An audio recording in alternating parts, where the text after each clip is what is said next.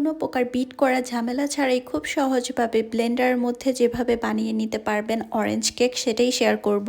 প্রথমে অরেঞ্জের খোসাটাকে একটা গ্রেটারের সাহায্যে গ্রেট করে নিব। তারপর অরেঞ্জটাকে কেটে অরেঞ্জ জুস বের করে নিতে হবে।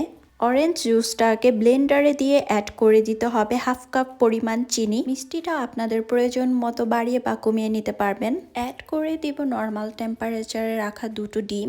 তারপর 1/3 কাপ পরিমাণ সয়াবিন তেল দিয়ে এটাকে ভালো করে ব্লেন্ড করে নিতে হবে যতক্ষণ না চিনিটা গলে যায়। ব্যাটারটাকে একটি পাত্রে ঢেলে এবার শুকনো উপকরণগুলো মিক্স করে নিতে হবে।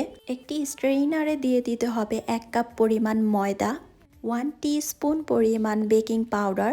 তারপর একটি হ্যান্ড উইক্সের সাহায্যে শুকনো উপকরণগুলি ভালো করে মিশিয়ে নিতে হবে। অনেক বেশি মিক্স করার প্রয়োজন পড়বে না, যেহেতু ড্রাই ইনগ্রিডিয়েন্টসগুলো চেলে দিয়েছিলাম। শুকনো উপকরণগুলির সাথে আপনারা চাইলে একটু পাউডার মিল্ক ও ফুড কালার ইউজ করতে পারেন, এতে দেখতে ও টেস্টটা একটু বেটার আসবে। মোল্ডের মধ্যে বেকিং পেপার বিছিয়ে সামান্য তেল ব্রাশ করে সম্পূর্ণ ব্যাটারটি ঢেলে দিতে হবে।